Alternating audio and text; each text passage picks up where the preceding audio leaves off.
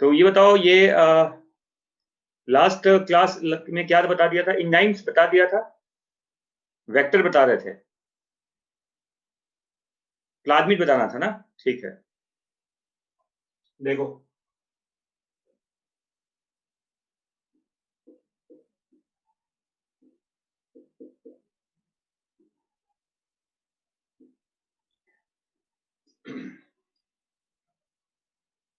Yes, plasmid में important jeans होते हैं, ये बता दिया था आपको, है ना? ठीक है। और ये बता दिया था कि ये जो प्लाज्मिड होता है ये एक्स्ट्रा क्रोमोसोमल डीएनए होता है ना? और ये बता दिया था कि ये इंडिपेंडेंटली रेप्लिकेट करता है। प्लाज्मिड का नंबर एक बैक्टीरिया में एक भी होता है, एक से ज्यादा भी होता है ना? मल्टीपल कॉपी इसके हो सकते हैं, ठीक है ना? मल्टीपल कॉपी इसके हो सकते हैं। वेक्टर एक भी होता है, एक से ज्यादा भी होता है एक ही बैक्टीरिया के अंदर। और इस प्लाज्मिड में कुछ वाइटल जीन्स होते हैं जिसकी वजह से बैक्टीरिया काफी अच्छे से सर्वाइव करता है। जैसे मैंने बताया था, एंटीबायोटिक रेजिस्टेंस जीन, है ना? नाइट्रोजन फिक्सेशन वाले जीन्स होते हैं, पिली फैक्टर्स वाले जीन्स होते हैं, टॉक्सिन सिंथेसिस वाले जीन्स होते हैं। इतना मैंने बता दिया था आपको, है ना? अब देखो, ये याद रखिएगा,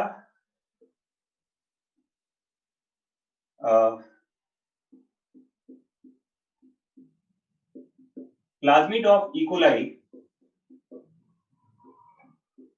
देखो, इकोलाई naturally lack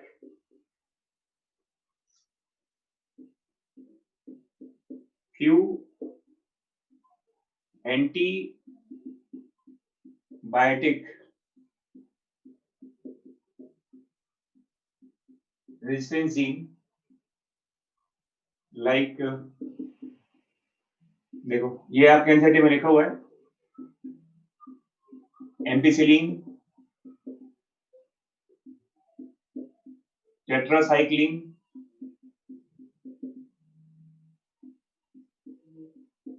क्लोरामफेनिकॉल।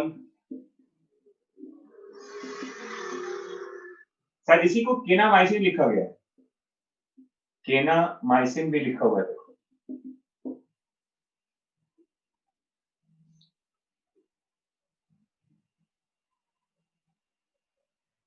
आप एक बार एनसीईआरटी में देखिए, ये लिखा हुआ है कि नेचुरली जो होते हैं कुछ इकोलाई के जो प्लाज्मिड होते हैं उनके ऊपर इन एंटीबायोटिक रेजिस्टेंस जीन अवेलेबल नहीं होते, ठीक है?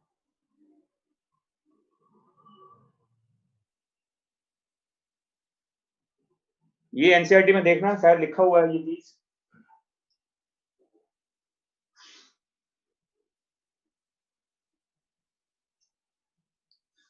तो देखो, तो एक मॉडिफाइड प्लाज्मिड है, देखो, एक मॉडिफाइड प्लाज्मिड है, देखो, जिसका नाम है PBr322। इस प्लाज्मिड को इस तरह से कंस्ट्रक्ट किया गया है, देखिए, इस प्लाज्मिड में कुछ इस तरह के जीन्स डाल दिए गए हैं जो इसमें अवेलेबल नहीं था। ये सेमी मतलब मॉडिफाइड प्लाज्मिड है, ये देखो, इसमें क्या हुआ, देखो, इसमें एम्पिसिलिन रेजिस्टेंस जीन डाल दिया हमने, MR। इसमें देखो टेट आर का रेजिस्टेंस डाल दिया, देखो इसमें टेट्रासाइक्लिन रेजिस्टेंस जीन। ये जीन इसमें था नहीं, इसमें डाला गया है। नेचुरली मैं क्या कह रहा हूं कि इकोलाई के प्लाज्मिड में एम्पिसिलिन के लिए, टेट्रासाइक्लिन के लिए रेजिस्टेंस जीन अवेलेबल नहीं होता, जो इसमें इंट्रोड्यूस किया गया है। समझ में आ गया? और अब डायग्राम देखो, एनसीईआरटी में डायग्राम देखिए, आप देखोगे कई सारे एंजाइम्स के नाम लिखे गए हैं। एंजाइम्स यहाँ भी कट करता है, यहाँ भी कट करता है, कुछ एंजाइम यहाँ कट करता है, कुछ एंजाइम यहाँ कट करता है, कुछ एंजाइम, देखो एक और लिखा होगा, रॉप लिखा होता है, ROP लिखा हुआ है, देखो ROP। लिखा हुआ है ना। और भी ये देखो ओराई भी लिखा हुआ है, देखो ओराई का साइट भी लिखा हुआ है, ओ आर आई लिखा हुआ है, देखो O R I, origin of replication site कहते हैं, देखो इसको।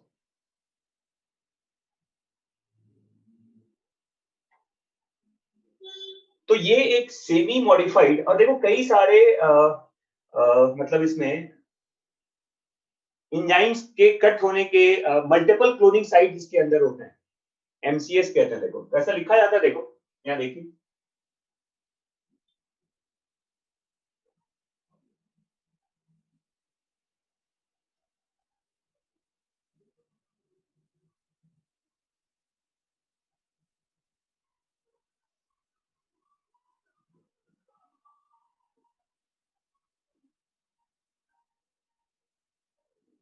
देखो ये जो पीवीआर वर्ड यूज किया गया है, ये एक साइंटिस्ट के नाम पे है, ओलिवर एंड रॉड्रिगेज कहते हैं। इसने इस प्लाज्मिड को सिंथेसाइज किया था। तो एम्पिसिलिन क्या है, तुम्हें तुम्हें क्या लगता है कि एम्पिसिलिन कोई चॉकलेट है क्या? अरे एंटीबायोटिक होता है एम्पिसिलिन, पेनिसिलिन, जहां लगा हुआ है सिलिन वर्ड लगा हुआ है, वो सब क्या होता है बताओ? सारे के सारे एंटीबायोटिक्स होते हैं, टेट्रासाइक्लिन, एम्पिसिलिन, क्लोरामफेनिकॉल। और ये रेजिस्टेंस जीन है इसके अंदर जो डाला गया है, इसमें था नहीं। ये मॉडिफाइड प्लाज्मिड है इकोलाई का। ये इकोलाई का रेप्लिकेशन कहते हैं, ये जो प्रोटीन वगैरह होता है ना, प्रोटीन रिक्वायर्ड फॉर रेप्लिकेशन, वो यहां से बनता है, ये वो जीन्स होते हैं। देखो मैं क्या बोल रहा हूं कि ये जो मॉडिफाइड प्लाज्मिड होता है, इसमें मिलता है एमसीएस, इट कंटेन्स एमसीएस, जिसको मल्टीपल क्लोनिंग साइट कहते हैं। एमसीएस का मतलब क्या है, देखो मेनी यूनिक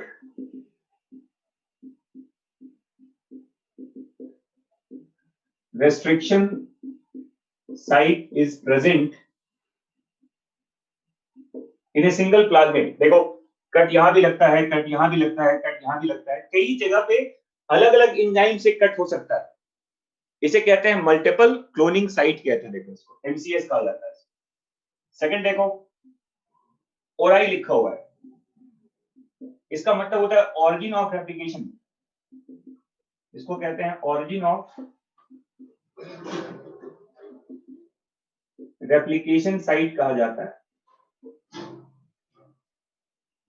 किसी चीज को ऐड कर दीजिए तो अपने आप रेप्लिकेट करेगा। देखो उसका ओराई का जो यूज है वो क्या है, देखो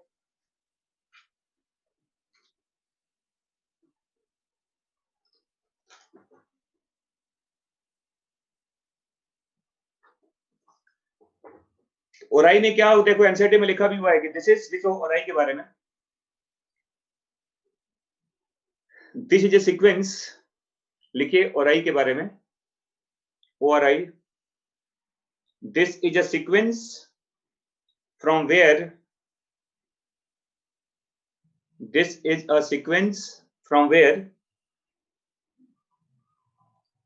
replication starts, this is a sequence from where replication starts, and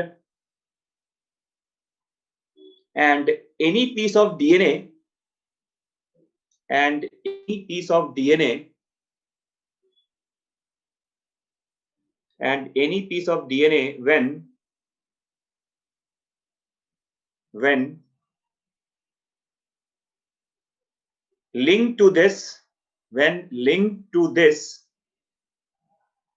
sequence, when linked to this sequence, can be made to replicate, linked to this sequence can be made to replicate within the host cell, within the host cell. मतलब कोई piece अगर DNA को यहां पे जोड़ देंगे ना, तो रेप्लिकेट करता है इसके साथ साथ।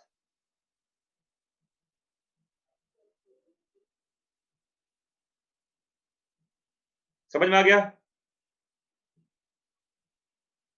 can be made to replicate within the host cell. समझ में आ गया? और देखो कहते हैं इसमें जब अटैच करेंगे ना तो आप कॉपी नंबर को कंट्रोल कर सकते हैं। लिख लो, देखिए after attachment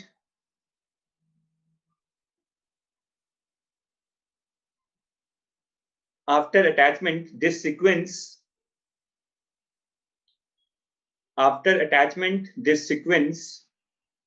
is also responsible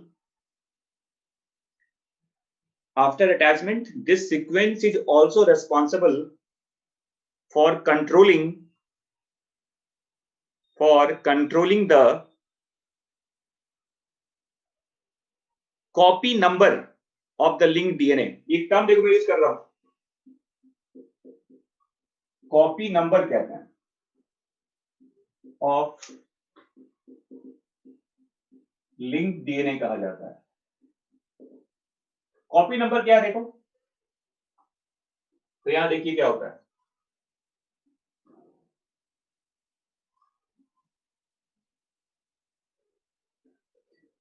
देखो कॉपी नंबर क्या कहते हैं, जैसे जो प्लाज्मिड होता है ना,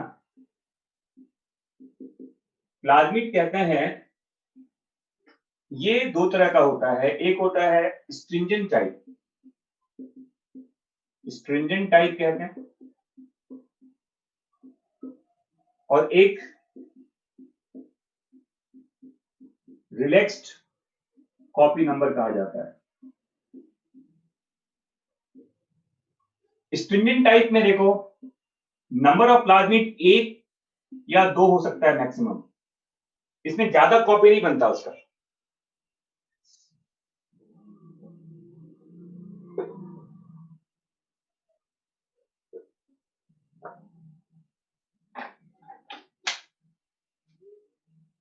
अब ठीक है बच्चों,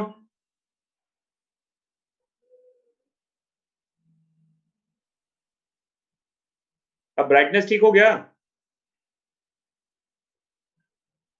चलिए ठीक है। देखो तो याद रखना कॉपी नंबर जो होता है, जैसे कहते हैं प्लाज्मिड दो तरह का है, एक स्ट्रिंजेंट टाइप कहते हैं जिसमें नंबर ऑफ प्लाज्मिड एक या दो होता है मैक्सिमम, एक रिलैक्स कॉपी नंबर कहते हैं जिसमें मल्टीपल प्लाज्मिड हो सकते हैं, और उसको कंट्रोल करता है ये वाला ओराई का जो साइट होता है।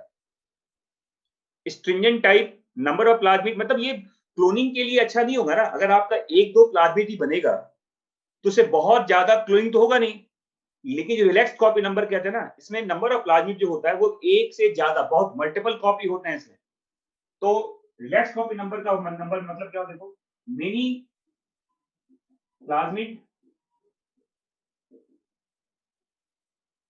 plasmids are present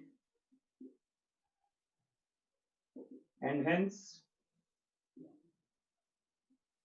it is good for cloning purpose. अगर आप अपने डीएनए का क्लोन करना चाहते हैं, इन विवो क्लोनिंग कहते हैं इसको, तो आपका जितना प्लाज्मिड बनेगा, हर प्लाज्मिड में अगर आपका वो डीएनए अवेलेबल है, बाहर वाला डीएनए जो होता है, उतना ज्यादा आपका क्लोनिंग भी होगा उसका। तो क्लोनिंग होने के लिए रिलैक्स कॉपी नंबर जरूरी होता है। जितने प्लाज्मिड होंगे, हर प्लाज्मिड आपका डीएनए है, तो जितना प्लाज्मिड डिवाइड करेगा, रेप्लिकेट करेगा, हर प्लाज्मिड में आपका डिजायर्ड डीएनए भी डिवाइड करेगा। तो इन विवो क्लोनिंग कहते हैं। देखो ये जो रिलैक्स कॉपी नंबर होता है, ये यूज होता है किसके लिए बताओ? इन विवो क्लोनिंग के लिए।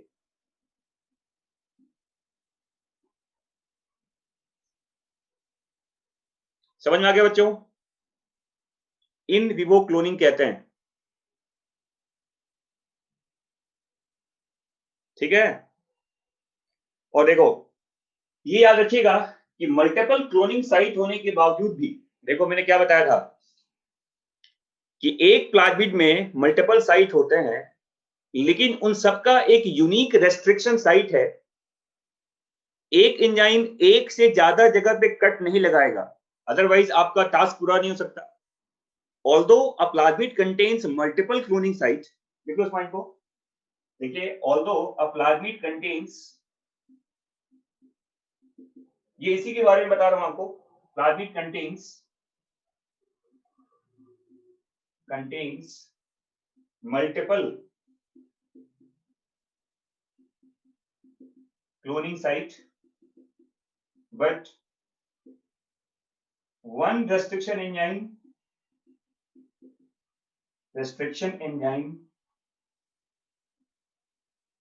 can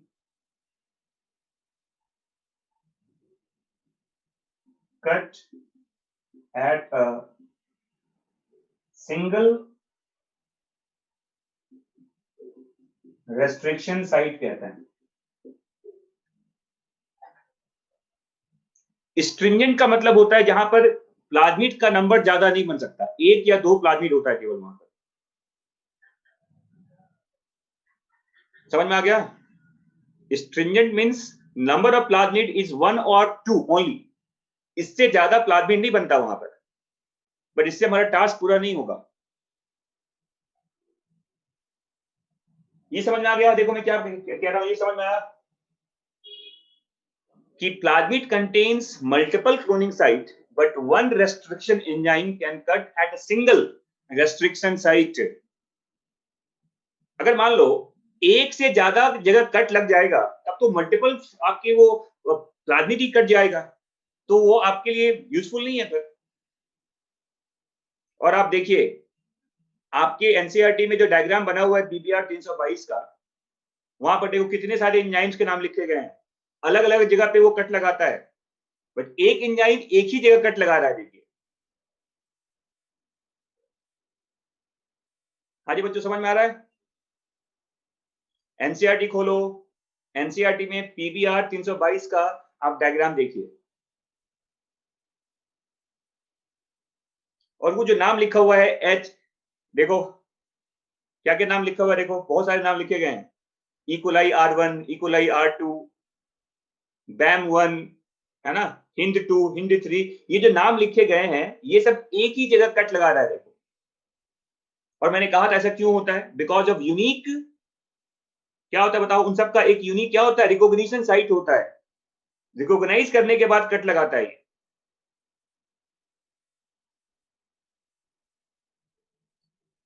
हाँ जी बच्चों, समझ में आ गया? और देखो ये जो आरोपी लिखा हुआ, देखो आरोपी, ये जीन होता है, देखो it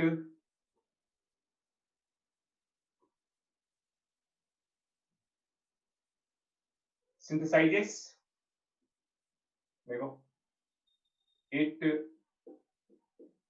synthesize proteins required for replication। जो रॉप होता है ना, रेप्लिकेशन कहते हैं, ये रिक्वायर्ड वो प्रोटीन बनाता है जो रेप्लिकेशन के लिए रिक्वायर्ड होता है। हाँ जी, पेज नंबर 199 एनसीईआरटी को,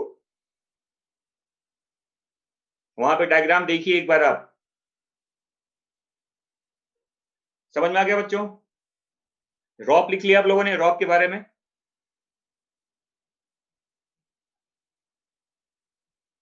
ठीक है, तो इसको मिटाऊं पहले। अब देखो एक और इसमें होता है, यूज करते हैं, plasmid also contains, plasmid also contains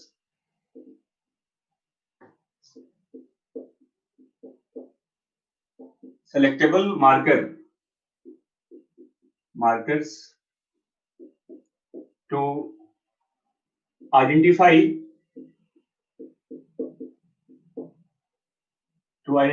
the transforming and non-transformant।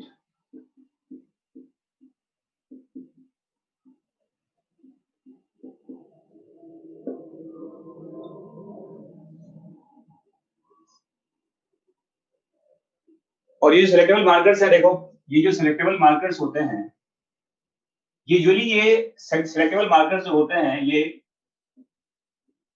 Antibiotic resistance gene कहते हैं इसको।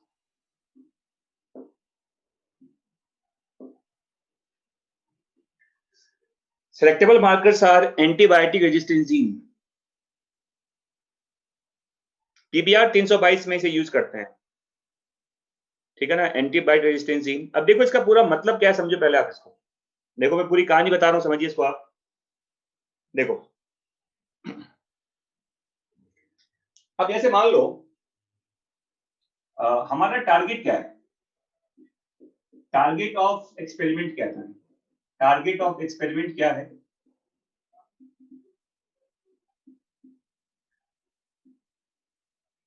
insert must be added into the tetracycline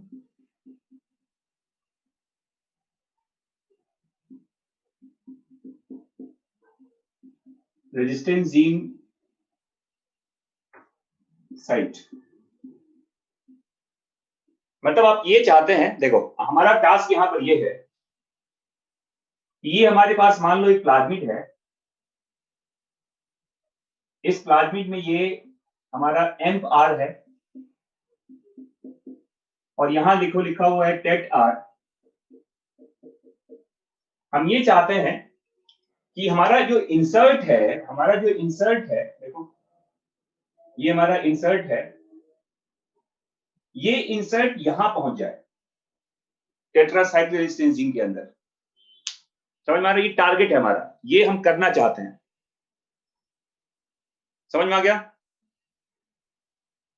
हाँ जी बच्चों, समझ में आ रहा है?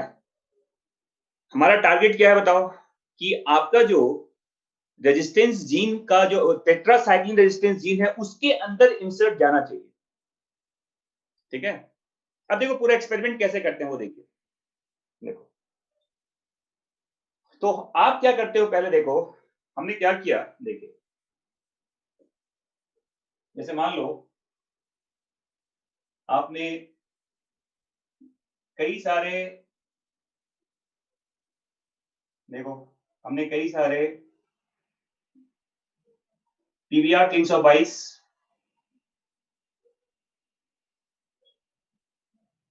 देखो,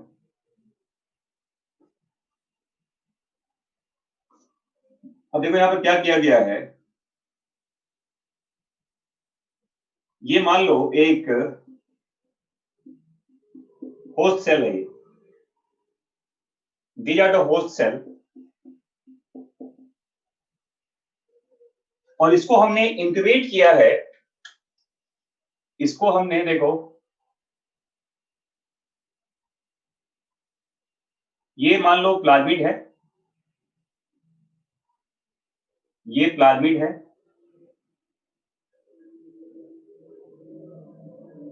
ये हमारा प्लाज्मिड है, देखो पीबीआर 322, और ये प्लाज्मिड जो है देखो विथ इंसर्ट भी है, हमें पता नहीं है विथ इंसर्ट है और विदाउट इंसर्ट भी है। ये सब देखो रेंडमली होता है। देखो ये जो पीबीआर 322 है, हमें पता नहीं है कि इसमें कितने में इंसर्ट है या कितने में इंसर्ट नहीं है। प्लाज्मिड जो है आपके पास, उस प्लाज्मिड में विथ इंसर्ट भी है, विदाउट इंसर्ट भी है, बट वी डोंट नो कि किस में प्लाज्मिड में इंसर्ट है और किस में इंसर्ट नहीं है। समझ में आ रहा है बच्चों मैं क्या बोल रहा हूं? तो देखो हमें क्या करना है, अब ये हमने पहले देखो इसे कहते हैं इंक्यूबेट किया है, इंक्यूबेशन कहते हैं, incubation of plasmids and host cells.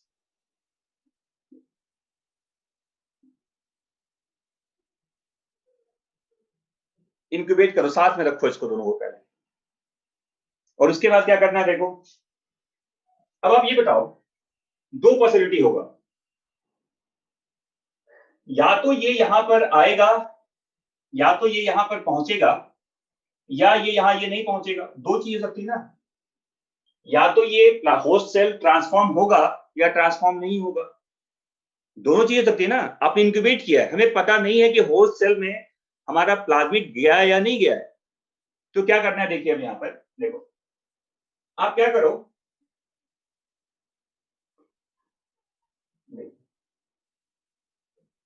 अब आप यहां पर एक, इसे कहते हैं एम्पिसिलीन मीडियम में इसको रख दीजिए आप, मीडियम न्यूट्रिएंट्स कहा जाता है, मतलब आपने खाने में एम्पिसिलीन मिला दिया है बैक्टीरिया के खाने में, और इसमें आपने डाला क्या, होस्ट सेल। देखो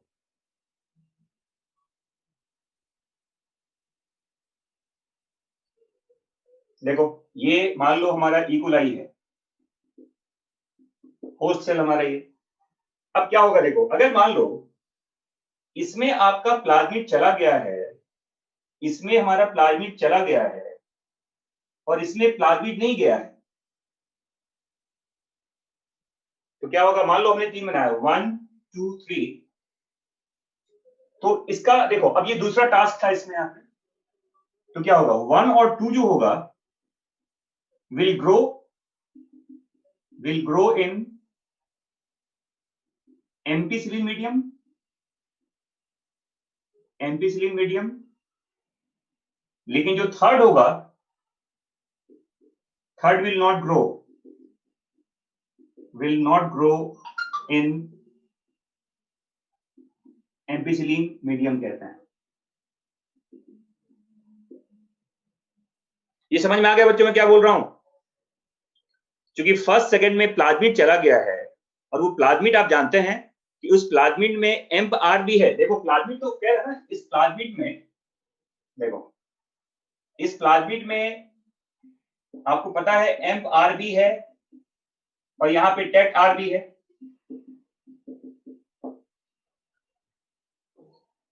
तो नेचुरल प्लाज्मिड में तो ये होता ही नहीं है। तो जिस होस्ट सेल में वो प्लाज्मिड जाएगा, उसमें एम्पिसिलिन का रेजिस्टेंस जीन है, तो वो बैक्टीरिया क्या करेगा बताओ, वहां पर डिवाइड करेगा। और जहां पे वो प्लाज्मिड गया ही नहीं है, वो बैक्टीरिया वहां पे डिवाइड नहीं करेगा, वो प्लाज्मिड वहां पे ग्रो नहीं कर सकता, वो बैक्टीरिया वहां मर जाएगा ना, क्योंकि इस बैक्टीरिया में एम्पिसिलिन रेजिस्टेंस जीन अवेलेबल नहीं है, तो ये डिवाइड नहीं कर सकता ना। तो मुझे बताओ, इसमें 1 और 2 क्या है, इसे कहते हैं ट्रांसफॉर्मेंट, इसे कहते हैं ट्रांसफॉर्मेंट, और थर्ड क्या हो गया बताओ, इसे कहते हैं नॉन ट्रांसफॉर्मेंट।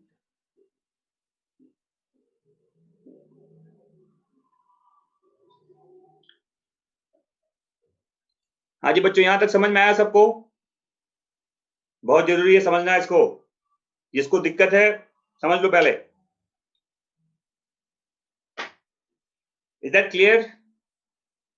यहां तक ये सबको क्लियर हो गया ना? जिस इकोलाई में देखो, ये प्लाज्मिड है, इस प्लाज्मिड में एम आर बी है, टेट आर बी। हमारा टास्क है कि टेट आर में इंसर्ट जाना चाहिए, वो बाद में देखेंगे। पहले में ये देखना है कि आपके होस्ट सेल में प्लाज्मिड गया या नहीं गया, क्योंकि नेचुरल इकोलाई के, आपको पता है कि नेचुरल इकोलाई के प्लाज्मिड में एम्पिसिलिन रेजिस्टेंस नहीं होता, पीबीआर में तो डाला जाता है ना। तो देखो, आपने क्या किया, एक कंटेनर में आपने एम्पिसिलिन के साथ खाने का चीज रखा है बैक्टीरिया के लिए, और इसमें आपने कई होस्ट सेल डाल दिए इंक्यूबेट करने के बाद। तो आपने क्या देखा, इसमें जो 1 और 2 है, ये वाला जो आपका होस्ट सेल है, ये डिवाइड कर रहा है, मतलब एम्पिसिलिन उस पर असर नहीं कर रहा, और थर्ड जो है वो डिवाइड नहीं कर रहा, मतलब वो उसमें आपका होस्ट सेल वो है जिसमें आपका प्लाज्मिड गया ही नहीं। तो हमें इससे मतलब नहीं है, हम थर्ड को यहां से रिमूव कर देंगे। अब हमें मतलब है 1 और 2 से। समझ में आया सबको? समझ में आ गया सबको? हमें अब थर्ड से मतलब नहीं है। हमने पहले ये देख लिया कि हमारे पास कौन सा होस्ट सेल ट्रांसफॉर्मेंट है। तो एम्पिसिलिन मीडियम को यूज करके एक लाइन यूज कर लिख लीजिएगा आप यहां पर, लिख लो, लिखिए यूज ऑफ एम्प-आर जीन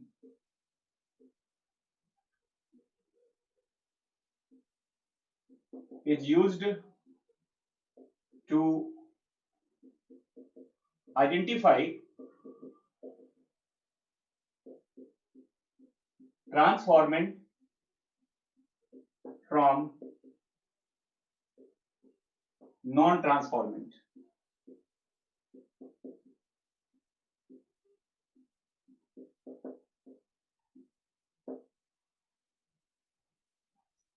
ठीक है बच्चों, अब यहां देखिए,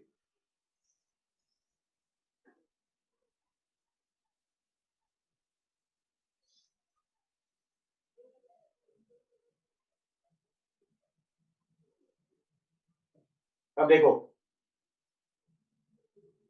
अब करना क्या, देखो अब आप क्या करो, ये फिर लिया मैं, देखो एम्पिसिलिन रिच न्यूट्रिएंट मीडियम कहते हैं इसको,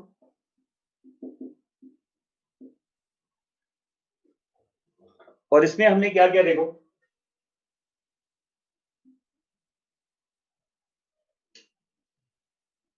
इसका मल्टीपल सा हमने देखो बना लिया कॉपी, जिसमें एम्प-आर टेट-आर होता है।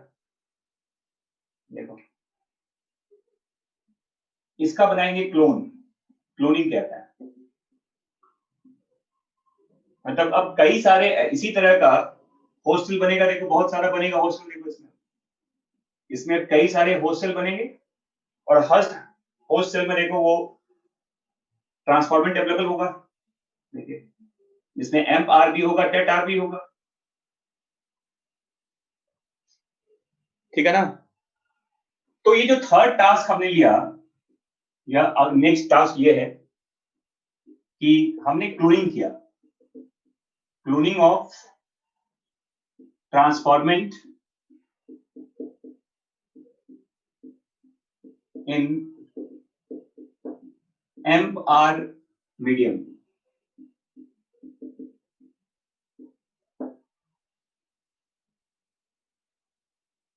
पहले हमने ट्रांसफॉर्मेंट अलग कर लिया, अब उसका हमने क्या क्या कर लिया बताओ, एक क्लोन, क्लोनिंग कहते हैं इसको। सब के सब डिवाइड कर रहे हैं, देखो यहां पर। अब क्या करना है, देखो आपको, देखिए अब आप क्या करो, एक दूसरे तरह के एक्सपेरिमेंट में देखो क्या हो रहा है, देखिए ये अलग अलग हमने अब देखो टेस्ट टेस्ट लिया है। अब इसको हमने दे दिया कॉलोनी 1, ये है 2, ये है 3, ये है 4, और सबके सब ये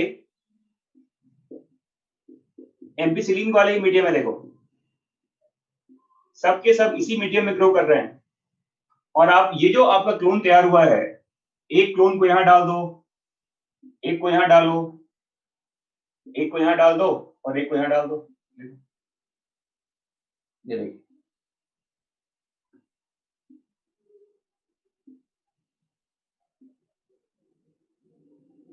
और सबको अलाउ करो डिवाइड करने के लिए, सब में आपका ये ट्रांसफॉर्मेंट है, देखो सबकी अपनी कॉलोनी बनेगी, देखिए अब यहाँ पर सब अपना नंबर बनाएगा, देखो यहाँ पर ये भी डिवाइड करेगा, ये भी डिवाइड करेगा, ये भी डिवाइड करेगा, ठीक है। और फिर क्या करना है, देखिए नेक्स्ट टास्क क्या है, देखो यहाँ पर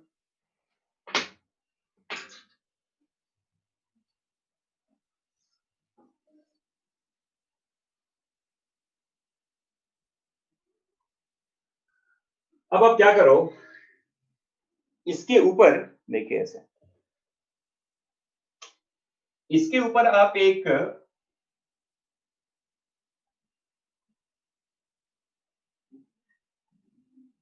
देखो एक नाइट्रोसेल्यूलोज पेपर आता है, वो उसको दबा दो। देखिए ये एक नाइट्रोसेल्यूलोज पेपर आता है,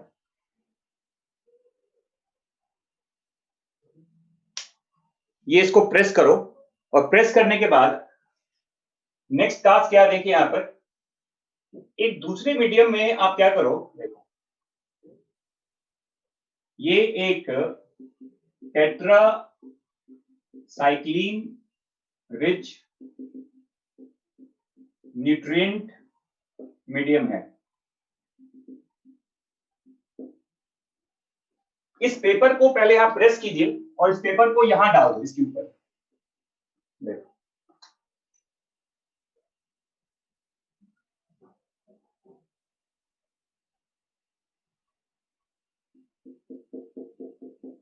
और कोशिश ये करना है कि हर क्लोन का एक बैक्टीरिया कम से कम यहां पहुंच जाए।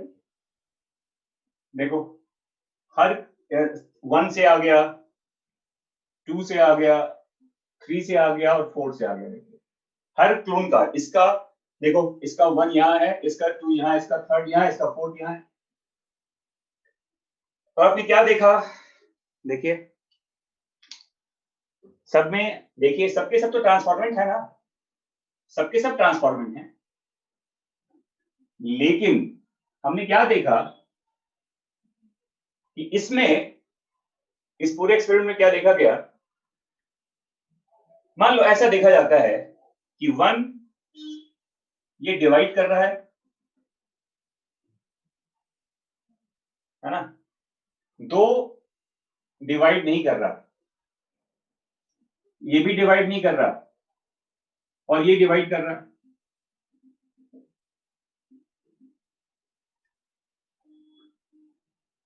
अब मुझे बताओ, सेकंड और थर्ड डिवाइड क्यों नहीं कर रहा? सेकंड और थर्ड डिवाइड इसलिए नहीं कर रहा कि इसमें इंसर्ट जो है, वो बताओ इंसर्ट यहां पे है कि नहीं? हाँ, अब देखो सेकंड थर्ड में डिवाइड नहीं करने का मतलब वहां पे वो जीन बेकार हो गया है, वहां इंसर्ट है। देखो सेकंड थर्ड होने का मतलब, देखो क्या कह रहा हूं, देखो 1 और 2 डिवाइड कर रहा है, इट मींस 1 और 4 ना, सॉरी 1 और 4 डिवाइड कर, इट मींस insert is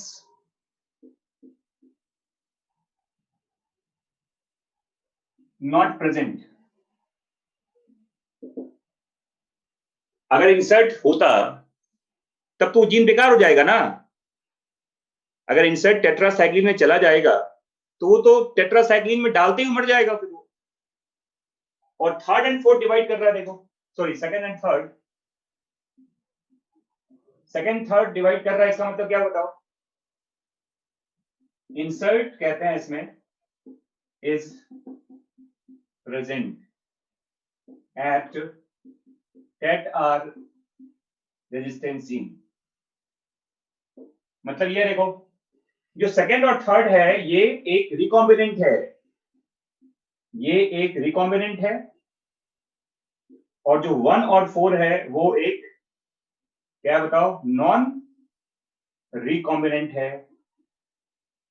मतलब ये है, देखो इस कॉलोनी में, सेकंड कॉलोनी में, थर्ड कॉलोनी में जो होस्ट सेल प्रेजेंट है, वो होस्ट सेल आपका ट्रांसफॉर्मेंट भी है और रिकॉम्बिनेंट भी है। 1 और 4 में ये ट्रांसफॉर्मेंट तो है लेकिन ये नॉन रिकॉम्बिनेंट है। तो second third recombinant and transformant है। देखो पहले ट्रांसफॉर्मेंट है फिर रिकॉम्बिनेंट है, लेकिन 1 और 4 चूंकि वो डिवाइड कर रहा है, मतलब उसका टेट्रासाइक्लिन रेजिस्टेंस जीन बिल्कुल इंटैक्ट है, उसको वहां इंसर्ट गया ही नहीं है। मतलब जो 1 और 4 है वो ट्रांसफॉर्मेंट तो है लेकिन वो क्या है बताओ, वो नॉन रिकॉम्बिनेंट है। समझ में आया सबको? हाँ जी बच्चों, समझ में आ रहा है?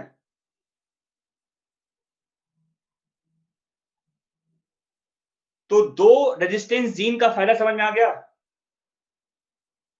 देखो मैं क्या बोल रहा हूं, ये देखो, हमने पहले क्लोन तैयार कर लिया इसका सबका, यहां से एक पेपर डालो, दबा दो पेपर, ये वाला पेपर दबा दो, ताकि हर कॉलोनी का एक एक बैक्टीरिया उससे चिपक जाए वहां से, ठीक है।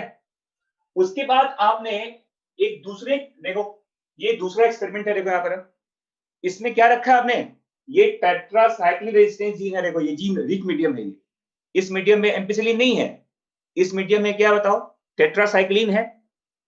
और इस पेपर को ऐसे इससे उठा के यहां डाल दो, ताकि हर कॉलोनी का एक एक बैक्टीरिया वहां पहुंच जाए, ठीक है ना। ऐसा कर दिया आपने। इसके बाद आपने क्या देखा कि इसमें जो 1 था, देखो जो ये 1 यहां से आया, देखो इस जगह से आया, ये 1 यहां आया, ये बैक्टीरिया डिवाइड कर रहा है, ये बैक्टीरिया डिवाइड नहीं कर रहा, ये भी डिवाइड नहीं कर रहा, ये डिवाइड कर रहा है। तो डिवाइड कैसे करेगा बताओ।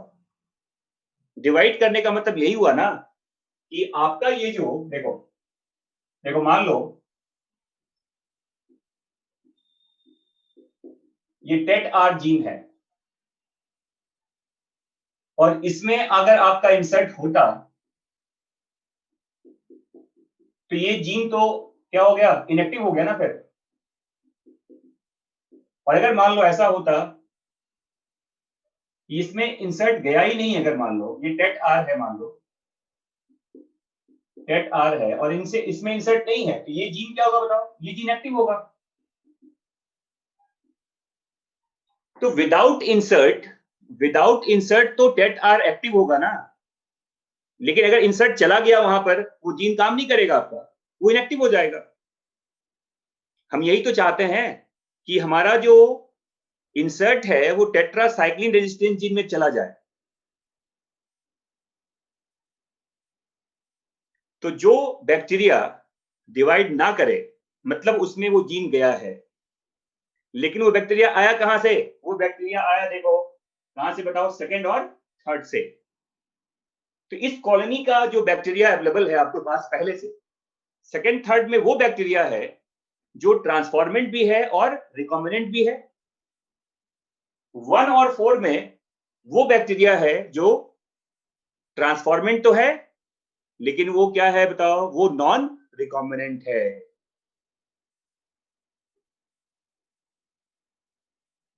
यस, जो डिवाइड ना करे मतलब उसमें जीन गया है, सही पकड़ा आपने। जो डिवाइड ना करे मतलब उसमें जीन गया है, बिल्कुल सही।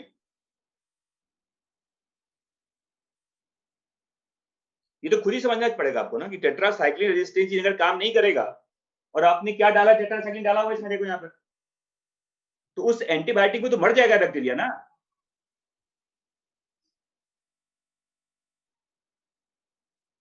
हाँ जी बच्चों, समझ में आ गया।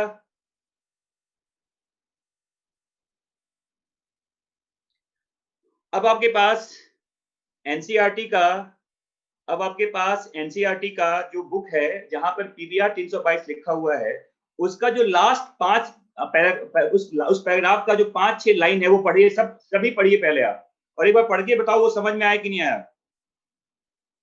मैं 5 मिनट का टाइम आपको दे रहा हूं। रीड दैट पैराग्राफ, जहां पीबीआर 322 का डायग्राम बना हुआ है, उसके बगल का जो लैंग्वेज है वो लैंग्वेज पढ़िए आप, उसके बाद मैं बढ़ूंगा आगे, क्योंकि ये समझना बहुत जरूरी है, क्वेश्चन यहां से बहुत सारे पूछे जाते हैं।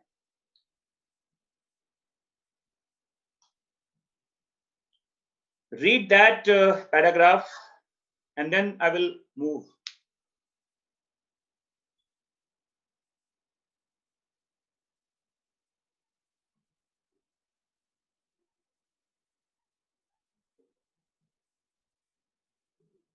इस एक्सपेरिमेंट को याद रखना, इसी को even Lederberg replica plating experiment भी कहते हैं।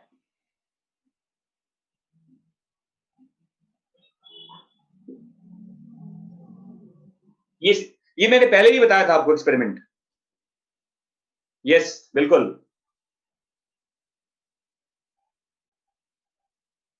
रेप्लिका देखो, रेप्लिका यहां है आपका, इसका रेप्लिका यहां पहुंचाया आपने। तो हमारे पास रिजर्व में ये बैक्टीरिया पड़ा हुआ है ना, हमें पता है कि ये जो कॉलोनी है देखो बैक्टीरिया का, ये वो कॉलोनी है जिसमें सबके सब बैक्टीरिया ट्रांसफॉर्मेंट भी है और रिकॉम्बिनेंट भी है। तो आपका टास्क यहां से जो आप करना चाहते थे वो बैक्टीरिया आपको इस जगह मिलेगा, सेकेंड और थर्ड में। हमें इसकी जरूरत नहीं है, 1 और 4 की जरूरत नहीं है, क्योंकि 1 और 4 में हमारा रिकॉम्बिनेंट वो बना ही नहीं है।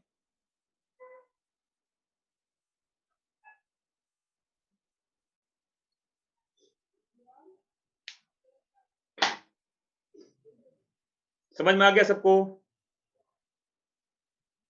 एनसीईआरटी पढ़िए एक बार ध्यान से।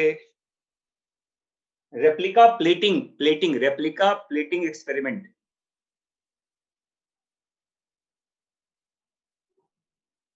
समझ में आ गया सबको? उस एनसीईआरटी का सबको लाइन समझ में आ गया? Deep Simranjeet Singh, did you get my point? हाजी मिस्टर हर्षद विरमानी साहब, समझ में आ गया वो लाइन क्या लिखा हुआ है?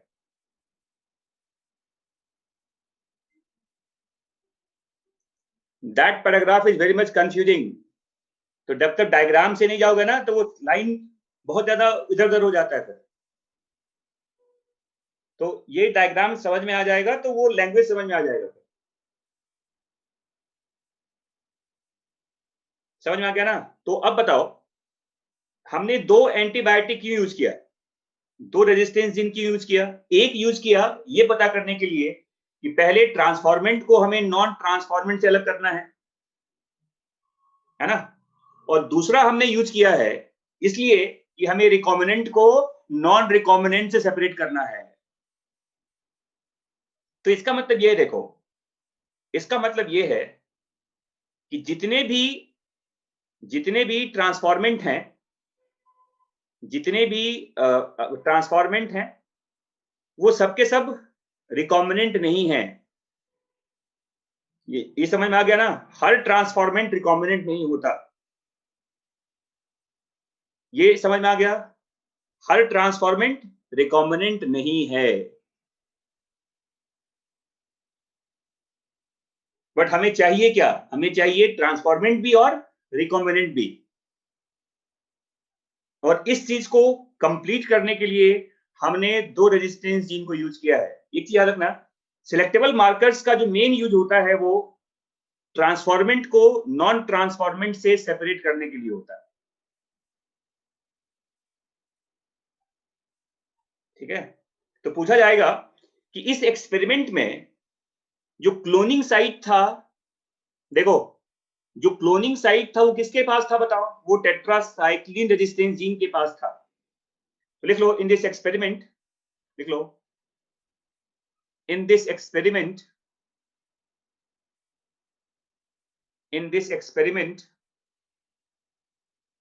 cloning site was present in this experiment cloning site was present in tetracycline resistance gene, and the enzyme used for restriction is, and the enzyme used for restriction is, क्या होगा? देख क्या बताओ diagram. and the enzyme used for restriction is dash dash dash। कौन सा enzyme use किया गया था वहां पे इंसर्ट डालने के लिए? See the diagram of NCERT and tell me the answer. BAM-H1, yes, enzyme का नाम था BAM-H1।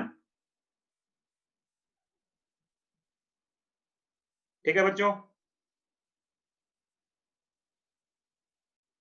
समझ में आ गया सबको? चलिए, तो ये बता दिया मैंने आपको PBR 322 के बारे में। अब मैं एक और प्लाजिम बता रहा हूं आपको, ये मिटाऊं इसको अब।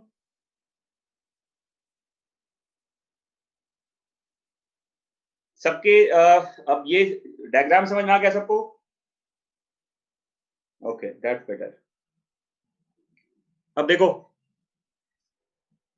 एक दूसरा प्लाज्मिड है,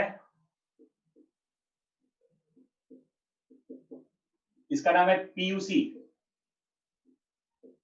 पीयूसी 7 कहते हैं, पुक 7। ये UC world university of California होता है, वहां ये डिस्कवर किया गया था, वहां ये डेवलप किया गया था पीयूसी। ये भी एक काफी यूजफुल वेक्टर है, देखो, जिसमें एंटीबायोटिक का कोई चक्कर ही नहीं होता। ये क्या है देखो, देखिए, जैसे मान लो, देखो, ये एक इकोलाई है, देखो, इकोलाई में देखिए आप,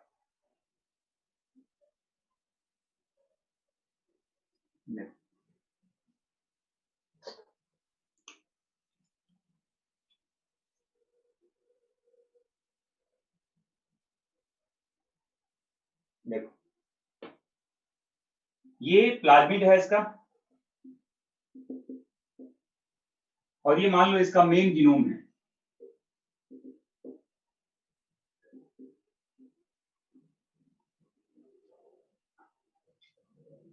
ठीक है, और आप जानते हैं कि इसमें एक स्ट्रक्चरल जीन है, देखो, इसको कहते हैं ZYA, ZYA।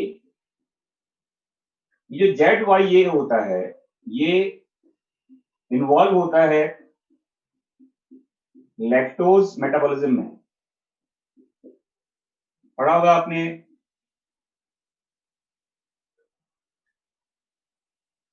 स्ट्रक्चरल जीन कहते हैं, देखो इसको, इसे कहते हैं क्या, इसे स्ट्रक्चरल जीन कहा जाता है। ये अलग अलग एंजाइम कोड करता है, Z code for E1, Y code for E2 and A code for E3। Beta galactosidase होता है ना। E1 जो होता है, Z कोड फॉर, पढ़ा होगा ना, Z code for which enzyme, beta galactosidase. Y code for परमिएज, पक्का ना, गलत मत बता देना। और A कोड फॉर ट्रांसस्टाइलेज, ठीक है, ट्रांसस्टाइलेज कहते हैं। चलिए ठीक है, ये पता आपको, ये पढ़ा होगा आपने लैक्टोज अप्रोन में, लैक अप्रोन में पढ़ा ना आप लोगों ने। तो ये ZYA, ये तीनों एंजाइम जरूरी होता है लैक्टोज को मेटाबोलाइज करने के लिए, ठीक है ना। हाँ हाँ, देखिए, लैक्टोज को मेटाबोलाइज करने के लिए ये तीनों एंजाइम की जरूरत होती है सीक्वेंस में। जैसे मान लो, देखो, अगर आपने इस पूरे सिस्टम को, देखिए, आपने इस पूरे सिस्टम को डाल दिया, इसमें डाला आपने लैक्टोज डाल दिया, देखो,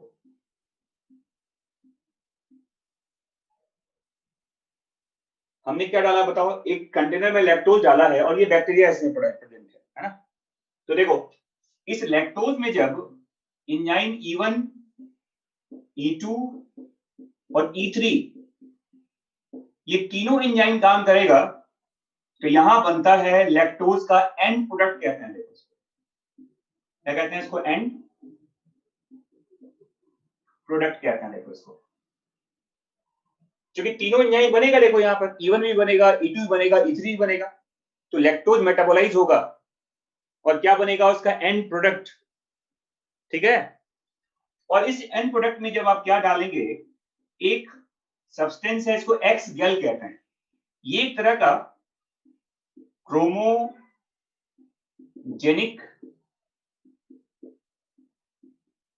सब्सटेंस है, ठीक है। जैसे आप डालोगे तो एनसीईआरटी में लिखा हुआ है ब्लू कलर कॉलोनी एपियस, मतलब ये है कि एंड प्रोडक्ट जो होता है वो एक्स गेल को कहते हैं, बताओ, क्रोमोजेनिक सब्सटेंस कहते हैं इसको।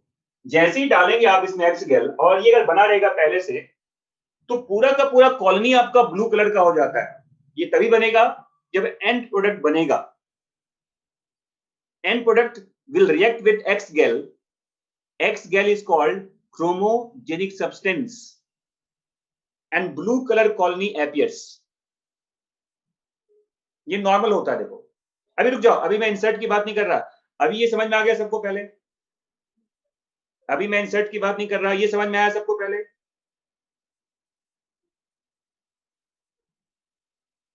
अब देखो, यहां देखो, अब क्या करो आप देखिए. अब मान लो ये पहला आपका टास्क था. दूसरा देखिए, ये मान लो आपका प्लाज्मिड है. देखिए ये बैक्टीरिया देखो, ये आपका प्लाज्मिड है, ये आपका मेन जीनोम है. देखो अब क्या करना है देखिए, इसके जेड वाले पार्ट को देखो, जेड वाई ए तो है ना यहाँ पे. अब क्या करो, इसके जेड को हटा दो यहां से. देखो जेड को पहुंचा दो यहां पे प्लाज्मिड में. देखो ये यहां पहुंचा दे रहे. ये क्या है बताओ इसका? लैक जेड जीन कहता है. ये कहां पहुंच गया? आपके प्लाज्मिड में. ये प्लाज्मिड देखो, तो यहां से जेड को हटाकर हमने यहां डाल दिया. अब इसके पास जेड अवेलेबल नहीं है, वाई है और ए भी है, बट जेड वहां नहीं है. कलर इंपार्ट करता है. क्रोमोजेनिक सब्सटेंस वो होता है जो कलर इंपार्ट करता है. ये एक तरह का आप कह सकते हैं एक तरह का ये रिएजेंट है जिसको एक्सपेरिमेंट में यूज किया जाता है. लैक्टोज के एंड प्रोडक्ट से रिएक्ट करता है. अब मुझे बताओ, इस जेड को हटाकर हमने यहां डाल दिया. देखो प्लाज्मिड में लैक जेड यहां पहुंच गया. अब मुझे बताओ, अगर आप इसमें लैक्टोज डालेंगे, अगर इसमें लैक्टोज डालेंगे तो एंड प्रोडक्ट बनेगा या नहीं बनेगा? क्वेश्चन आपके लिए है. जेड वहां नहीं है अवेलेबल. जेड कहां पहुंच गया? प्लाज्मिड के पास. क्वेश्चन यहां पर यह है कि क्या लैक्टोज मेटाबोलाइज होगा या नहीं? Tisha, no. Deep, what is your answer?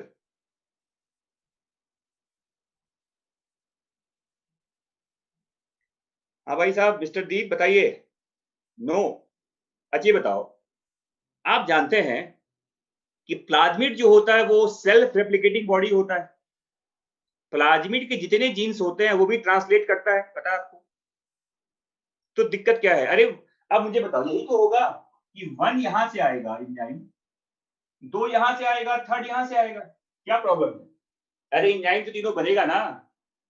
मतलब ये है कि लैक्टोज अभी भी क्या बनाएगा बताओ? ये बनाएगा अपना एंड प्रोडक्ट.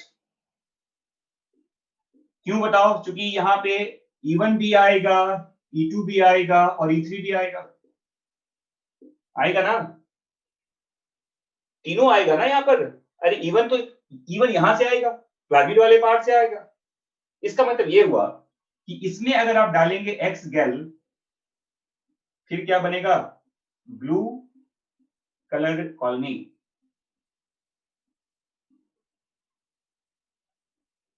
बनेगा ना? हाँ. अब देखो, तो ये फर्स्ट डायग्राम था, ये सेकंड डायग्राम है. अब मैं तीसरा डायग्राम बना रहा हूं. देखिए यहाँ पर देखो, थर्ड डायग्राम देखिए यहाँ पर. अब ये देखो,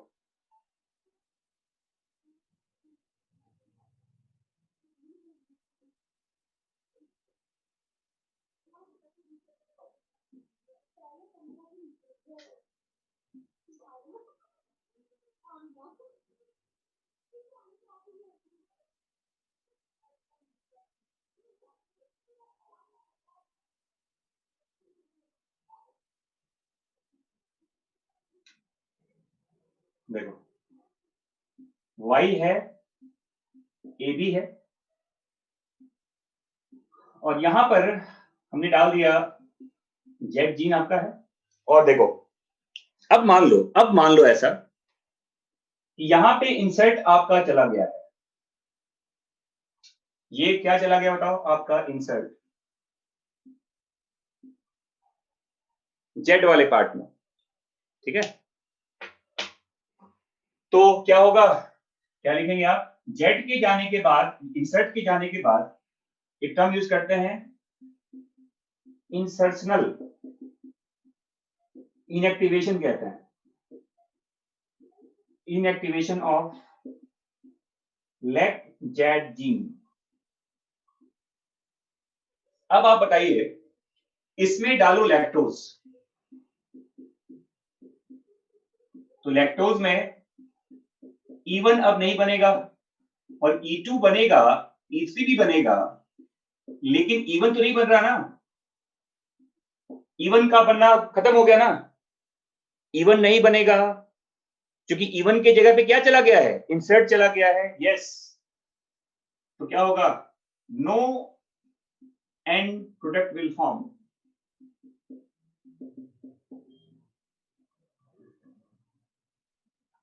और अगर आप इसमें डालेंगे X gal no blue colour colony,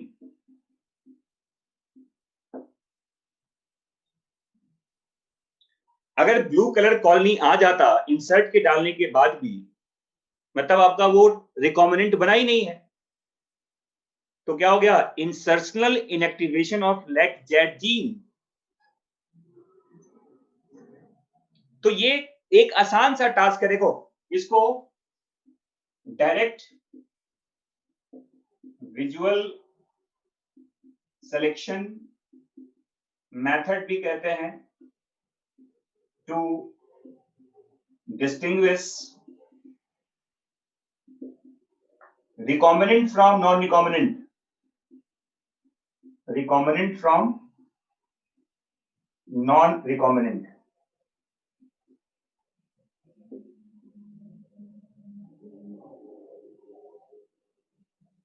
और ये आसान टास्क है, ये ज्यादा बेटर है। देखो एनसीईआरटी के दूसरे पेज में देखिए क्या लिखा हुआ है कि by using the two different antibiotics medium is a कंबरसम task.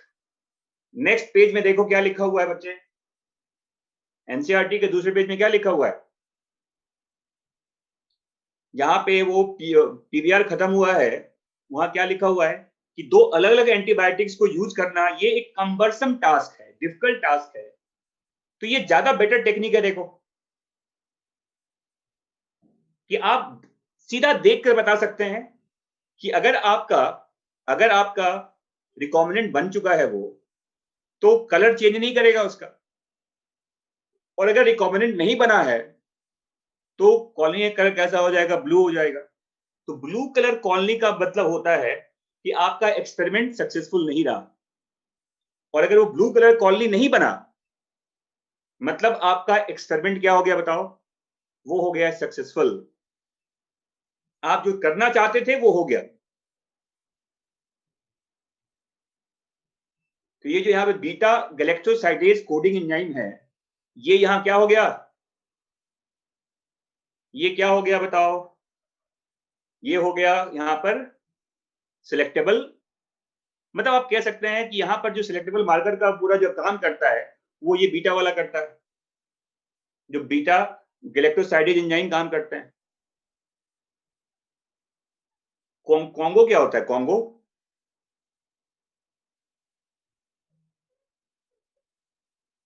हाँ जी बच्चे, ठीक है ना? कॉन्ग्रेचुलेशन किसके लिए? अरे फॉर व्हाट? मतलब एक्सपेरिमेंट सक्सेसफुल हो गया इसलिए? ओके चलिए ठीक है। तो ये अब आपको उस एनसीईआरटी का जो दूसरा पैराग्राफ है वो पढ़िए आप 2 मिनट के लिए जल्दी से। जितने स्टूडेंट हैं जिनके पास एनसीईआरटी किताब है वो 2 मिनट पढ़ लो। Blue colour colony formed means, blue colour colony बनने का मतलब है कि आपका एक्सपेरिमेंट बेकार हो गया, आप बैठ के रो रहे हैं फिर। अगर वो नीला हो गया तो आप पीले हो गए फिर से, मतलब आपको उदासी छा गई आपके ऊपर, क्योंकि आपका एक्सपेरिमेंट सक्सेसफुल नहीं रहा। ब्लू कलर ना आना ये आपके लिए सक्सेसफुल है। कंक्लूजन यही है, if we get blue colour colony after adding X gal, it means हमारा रिकॉम्बिनेंट नहीं बना है।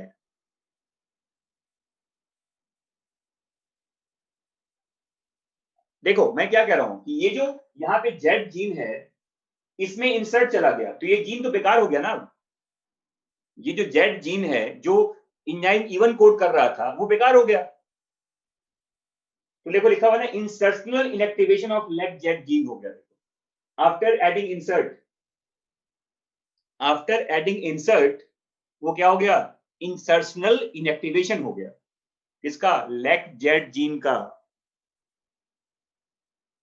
तो इवन नहीं बनेगा, और इवन नहीं बनेगा तो E2 E3 बन भी गया तो क्या फायदा, 1 2 3 तो तीनों नहीं बना ना, तो एंड प्रोडक्ट नहीं बनेगा। देखो लैक्टोज डाल दिया आपने इसमें तो इवन तो बना नहीं यहाँ पर, तो no end product will form.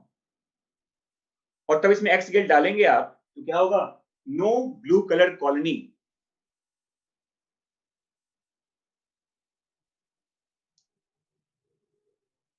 हाँ जी बच्चों, सबको समझ में आ गया? यस, इंसर्शनल के बाद रिकॉम्बिनेंट कॉलोनी की बात करेंगे हम। कंबर्सन मींस डिफिकल्ट टास्क। अरे कंबर्सन इंग्लिश का वर्ड है बच्चे। हाँ, ब्लू कलर अगर आएगा तो एक्सपेरिमेंट सक्सेसफुल नहीं है।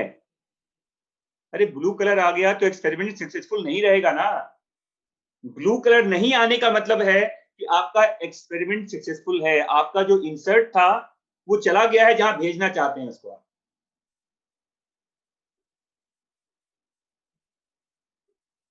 समझ में आ गया बच्चों सबको? एनसीईआरटी पढ़ लिया आप लोगों ने सबने? Blue colour colony means no recombinant. Yes, blue colour colony means no recombinant. Language समझ में आ गया सबको?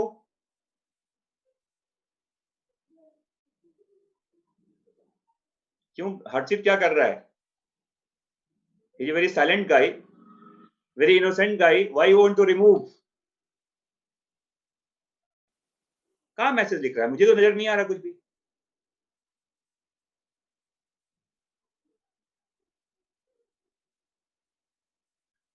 हाँ भाई हर्षित, देखो तुम्हारे ऊपर कुछ उंगलियां उठ रही हैं। कौन लिख रहा है?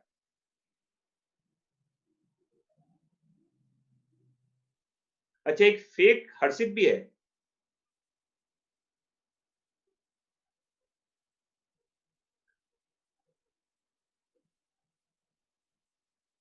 हर्षित मच्छर के नाम से? अच्छा, चला गया वो।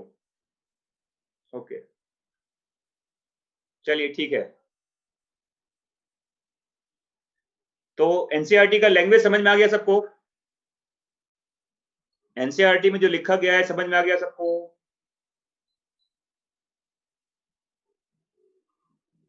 ओके, चलिए अब देखो, तो इसको मिटा दूं अब यहां पर।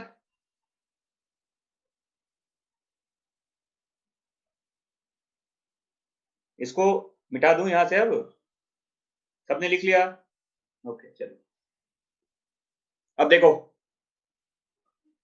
एक इसमें तीसरा वेक्टर है, इसे कहते हैं TI plasmid.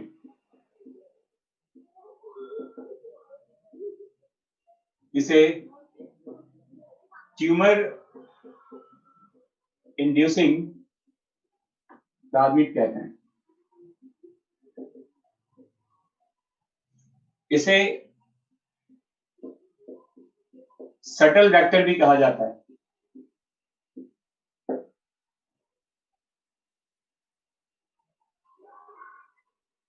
This plasmid is obtained from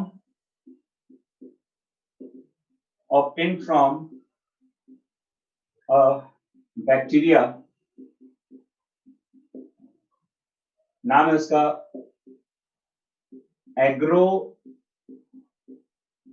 bacterium tumefaciens. क्या पूरा स्पेलिंग? Agro tumefaciens, tumi FACIENS।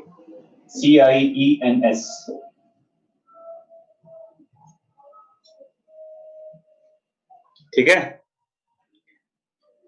ये नाम है बैक्टीरिया का, विच कॉजेस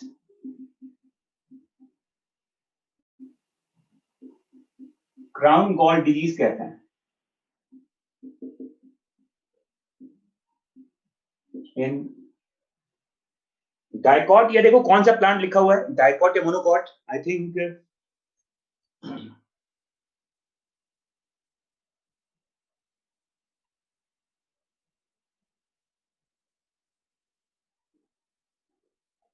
क्या लिखा हुआ देखो डाइकॉट्स में। Okay, in dicot plants actually क्या होता है देखो, जैसे मान लो ये एक प्लांट है, देखो ये एक प्लांट है देखो, और इस प्लांट पे अगर इस बैक्टीरिया का इन्फेक्शन हो जाए तो ये रूट वाले पार्ट में देखो इस तरह का एक ट्यूमर जैसा ग्रोथ हो जाता है देखो, और ये प्लांट का डेथ हो जाता है, ट्यूमर लाइक ग्रोथ कहते हैं देखो इसको।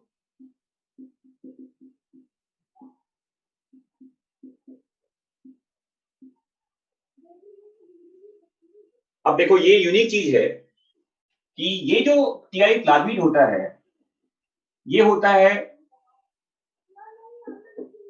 प्रो कैरियोटिक ऑरिजिन का होता है, and it is able to infect the eukaryotic cells, और इसीलिए इसको सेटल वेक्टर भी कहा जाता है। खुद ये सेटल वेक्टर एक ऐसा प्लाज्मिड, देखो टीआई प्लाज्मिड का अगर ओरिजिन पूछा जाए तो ये प्रोकार्योट से होता है, ये बैक्टीरिया से आता है, but it has tendency to transfer in eukaryotic cells. मतलब ये देखो इस प्लाज्मिड की खासियत क्या होती है, this plasmid contains two ori, ORI, one for prokaryotic, one for prokaryotes, and another for eukaryotic cells.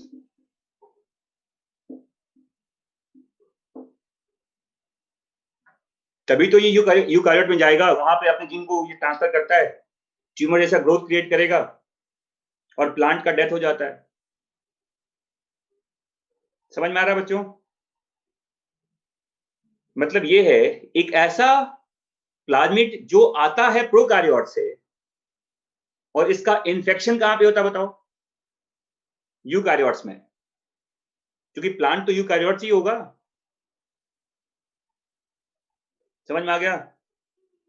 तो देखो अब हमारा टास्क क्या है, देखिए यहां पर तो देखो कहते हैं क्या,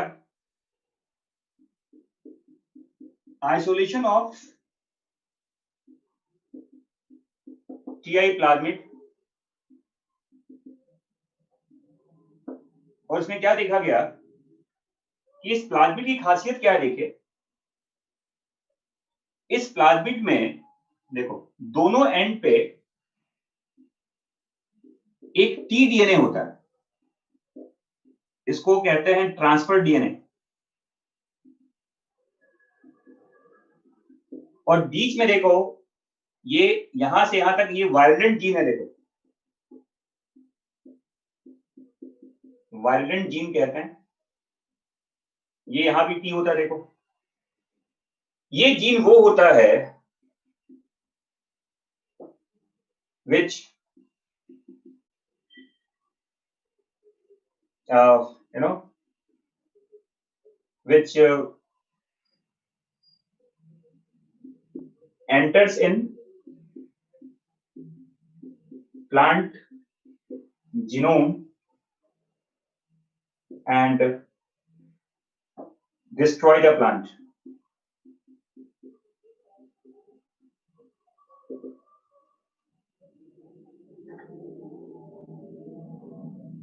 समझ में आ गया बच्चों? तो इसका जो टॉक्सिक, जो इसका बेकार का पार्ट है, जिसकी वजह से हमें दिक्कत है, वो वायलेंट जीन की वजह से होता है, जो प्लांट को डिस्ट्रॉय कर देता है। देखो, अपने जीन को, इस जीन को ट्रांसफर करने का कैपेसिटी टी के पास होता है। जो ट्रांसफर डीएनए होता है, it has capability to attach the violent genes with the plant genes. ये इस डीएनए की वजह से होता है। ये तो ट्रांसफर करने के लिए होता है वायलेंट जीन को प्लांट के सेल्स के अंदर, और प्लांट का डेथ जो होता है वो वायलेंट जीन की वजह से होता है। वीर जीन भी कहते हैं, देखो इसको, इसे वीर जीन भी कहते हैं, VIR, वीर जीन भी कहते हैं इसको। समझ में आ गया? अब देखो आपको करना क्या है, यहां पर मान लो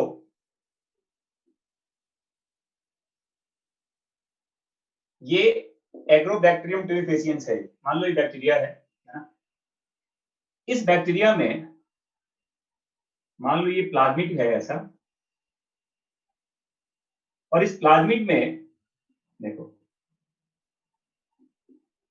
जहां पर टी का पार्ट है वो रहने दीजिए इसको, देखो जो टी का पार्ट है वो रहने दो, और इसमें डाल दो अपने इंसर्ट को। देखिए डिजायरेबल जीन है, देखो ये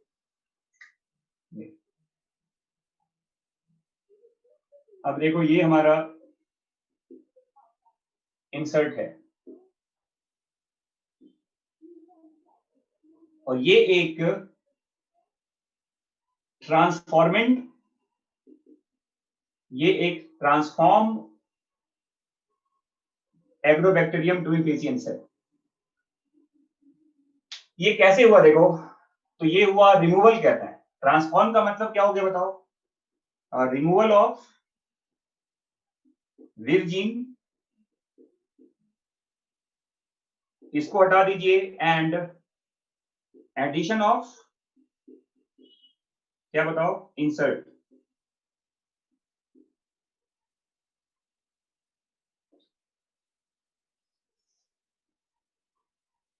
दोनों तरफ टी होता है, इधर भी टी है, इधर भी टी होता है।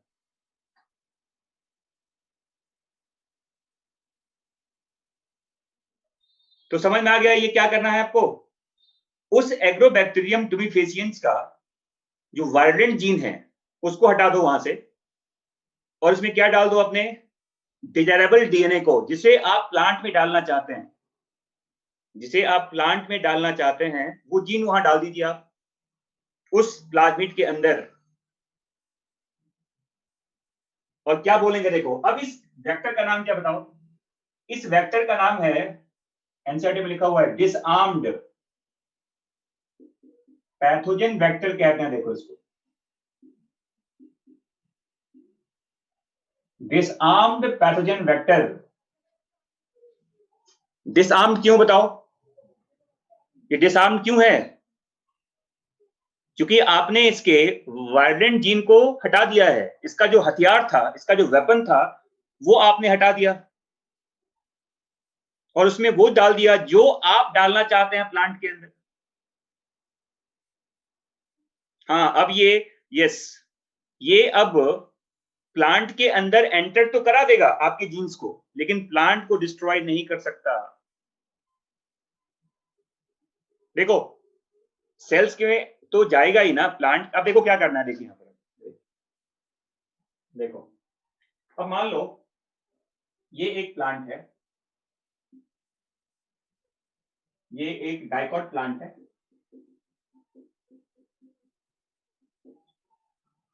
और इस प्लांट को हमने अब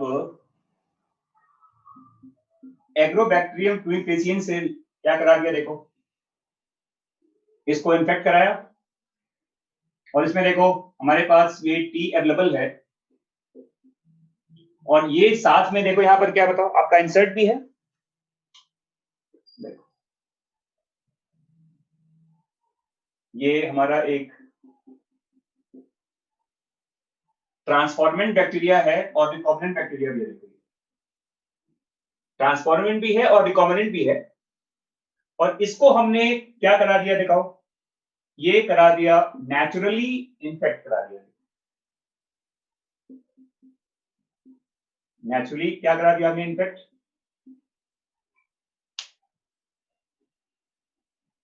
तो क्या होगा बताओ, ये एक ट्रांसफॉर्मेंट बैक्टीरिया है, रिकॉम्बिनेंट बैक्टीरिया है ये। अब आपका ये जो जीन है ये प्लांट के सेल्स में पहुंच गया। देखिए ये हमारा इंसर्ट है, insert in plant cell.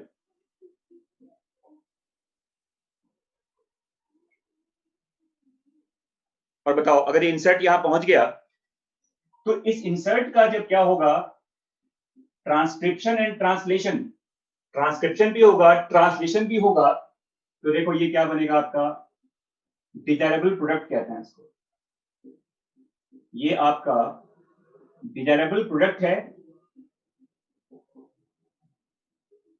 In plant. मतलब ये प्लांट आपके लिए एक क्या हो गया, ये मॉलिक्यूलर फैक्ट्री हो गया। देखिए आपके लिए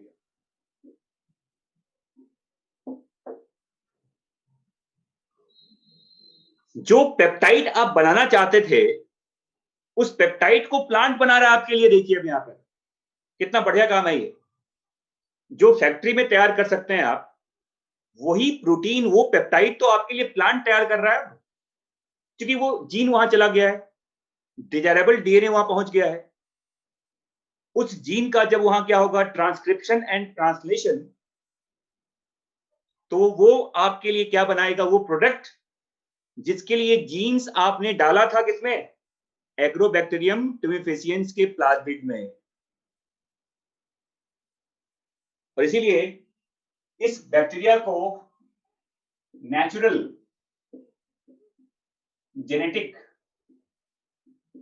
इंजीनियर भी कहते हैं इसको। इसे नेचुरल जेनेटिक, अरे ये ट्रांसफॉर्मेंट और रिकॉम्बिनेंट हो गया ना। ये जो बैक्टीरिया है एग्रोबैक्टीरियम का, ये ट्रांसफॉर्मेंट है, रिकॉम्बिनेंट है, क्योंकि यहां देखो इंसर्ट अवेलेबल है।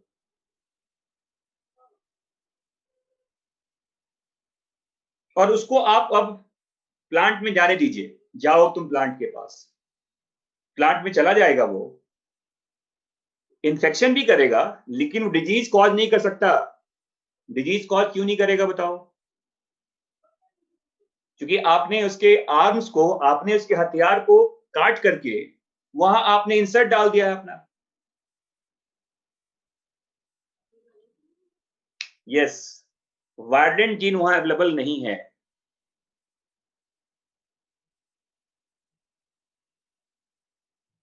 समझ में आ गया सबको?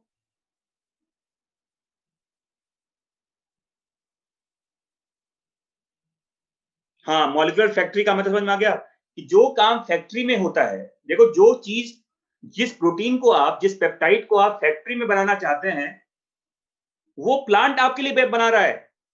अब कई सारे ऐसे पेप्टाइड हैं जो एनिमल यूज में आता है, उसका फॉर्मेशन प्लांट करता है। देखो बस करना क्या था, उसके जीन्स को वहां पहुंचाना था। क्योंकि आप भी यूकारियोट्स हैं, प्लांट भी यूकारियोट्स होता है, ऑलमोस्ट मैकेनिज्म तो वही होता है ना, ट्रांसक्राइब करने का, ट्रांसलेट करने का। जीन्स अगर पहुंच गया वहां पर, तो वहां पर वो ट्रांसक्राइब भी होगा, ट्रांसलेट भी होगा। अरे transcription and translation, transcription and translation तभी तो बनेगा पेप्टाइड, प्रोटीन तभी तो बनेगा।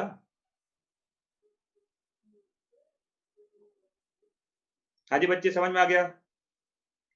तो जब प्लांट आपके लिए आपके प्रोडक्ट को सिंथेसाइज करे, जब एक प्लांट आपके लिए आपके प्रोडक्ट को बनाए, आपके जीन्स को ट्रांसलेट करे, ऐसे प्लांट को क्या बोलते हैं बताओ? इसे कहते हैं molecular factory.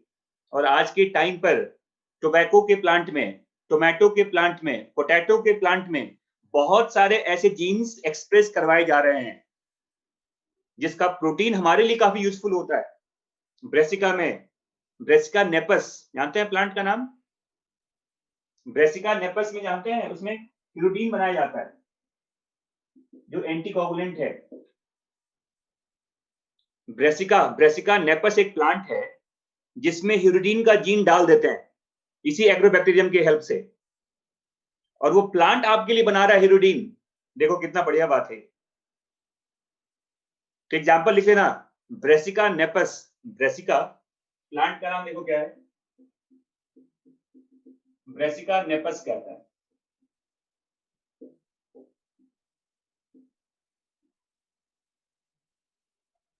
It synthesizes hirudine by the use of TI plasmid.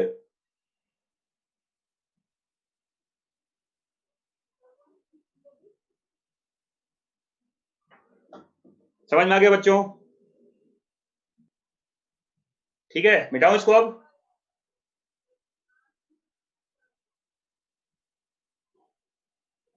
हाँ, सबने लिख लिया इसको।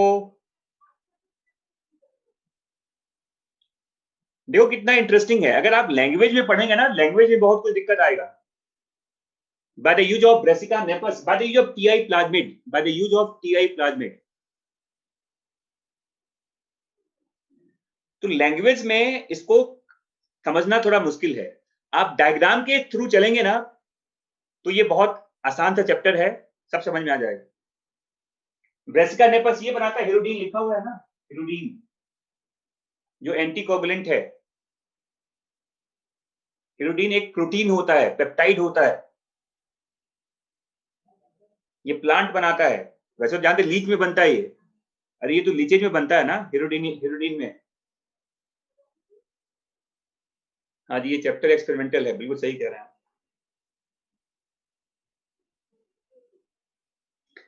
तो इसको मिटाऊं अब यहां से।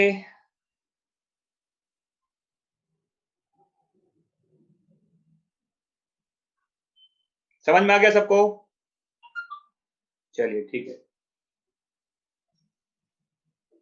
अब देखो इसमें अब जो नेक्स्ट वेक्टर का नाम है देखो, वो है रेट्रोवायरस।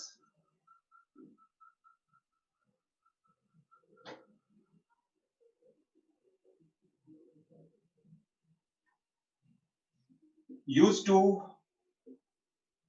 ट्रांसफॉर्म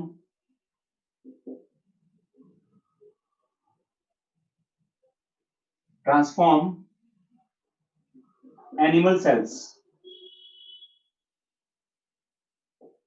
देखो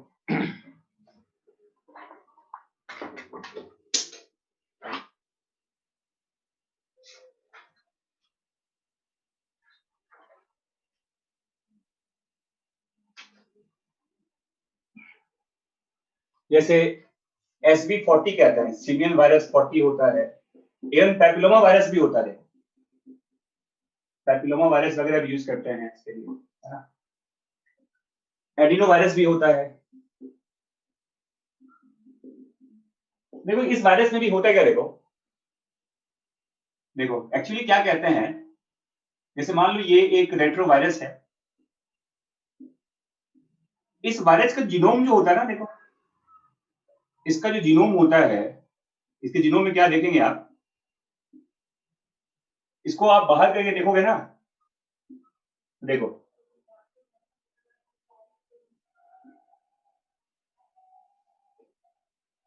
इसमें दोनों एंड पे एक यूनिक सीक्वेंस, इसको LTR कहते हैं। LTR होता है, लॉन्ग टर्मिनल रिपीट कहते हैं। LTR सीक्वेंस होता है, LTR सीक्वेंस कहता है। LTR लॉन्ग टर्मिनल रिपीट कहा जाता है इसको। और इसके बीच में देखो एक जीन है, देखो इसमें एक और होता है, गैग होता है, पोल होता है, ये सब नाम है, ENV होता है, और एक SRC जीन कहते हैं, SRC जीन। ये जो गैग पोल ENV होता है, यूज टू मेक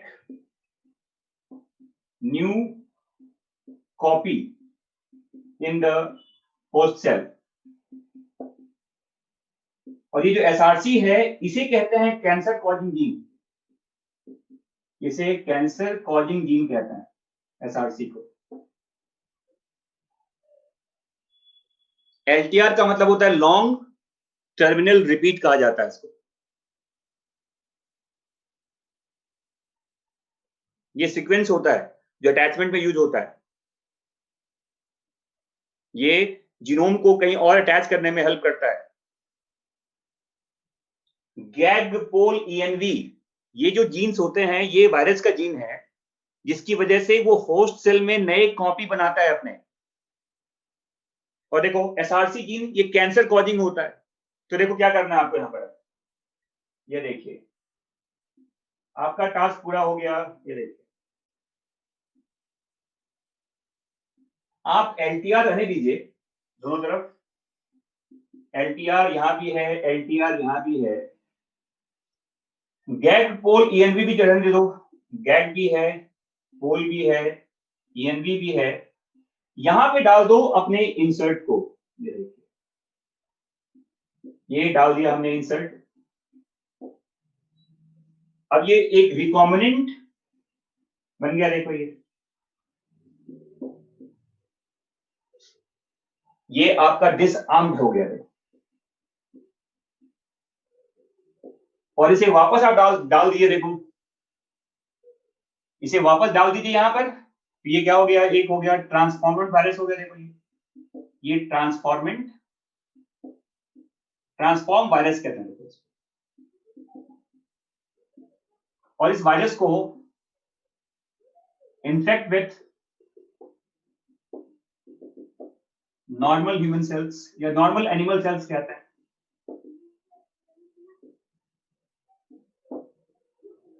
तो क्या होगा बताओ कि आपका जो अब डिजायर्ड DNA है, इंसर्ट जो है वो कहां पहुंच जाएगा, आपके एनिमल सेल्स में। तो याद रखिएगा जीन थेरेपी में रेट्रोवायरस को यूज किया जाता है। ह्यूमन जीन थेरेपी में रेट्रोवायरसेस को यूज करते हैं, use in human gene therapy.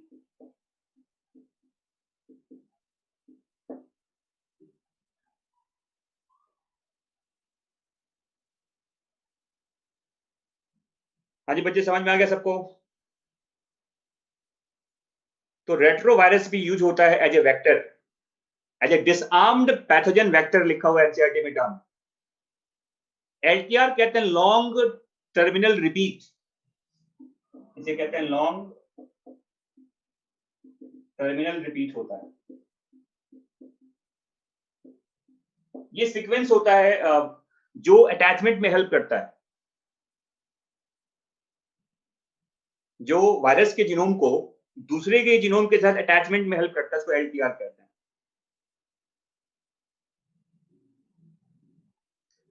बेटा ह्यूमन जीन थेरेपी का फायदा मैं बताऊंगा आपको अगले चैप्टर में, जहां पे एप्लीकेशन है इसका। अरे डिसआर्म्ड हो गया ना, उसका जो कैंसर कॉजिंग जीन था हटा दिया उसको। जो कैंसर कॉजिंग जीन था वो हट गया ना, तो डिसआर्म्ड हो गया। समझ में आ गया बच्चों? LTR अटैचमेंट के लिए होता है। LTR का यूज होता है दूसरे के सेल्स के साथ उसके जीनोम में, वायरस के जीनोम को चिपकाने के लिए होता है, अटैच करने के लिए होता है। लॉन्ग टर्मिनल रिपीट की वजह से ही वायरस अपने जीनोम को होस्ट सेल के जीनोम के साथ अटैच करता है। समझ में आ गया? With the help of LTR only, viruses attaches their genome with the host cell genome.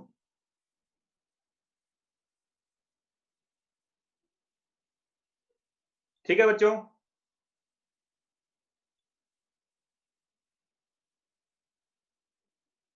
तो आज वैसे अब 1:45 क्लास हो गई है। आज मेरा वैसे जन्मदिन भी है, तो अब आज मैं 15 मिनट का पहले छुट्टी दे रहा हूँ आपको। अब मैं भी पार्टी करूंगा। ठीक है बच्चों, चलिए एंजॉय योर टाइम। कल मिलते हैं फिर इसी टाइम पर, 7 बजे कल मिलते हैं। Thank you, thank you, thank you बेटे। चलिए सी यू टुमारो। हाँ पार्टी अब आएंगे करनाल तो पार्टी होगी फिर। ठीक है। अच्छा बताओ, ये जो आपको बताया गया है ये सबको समझ में आ गया? एक बार एनसीईआरटी पढ़ना, एक बार जाकर फिर से एक बार ध्यान से, थोड़ा कूल दिमाग से डायग्राम देखना, एनसीईआरटी पढ़ना। चलिए, ओके, टेक केयर। हाँ बेटा, पिछले साल का अब सब मिलाकर डॉक्टर बनने के बाद पार्टी करेंगे।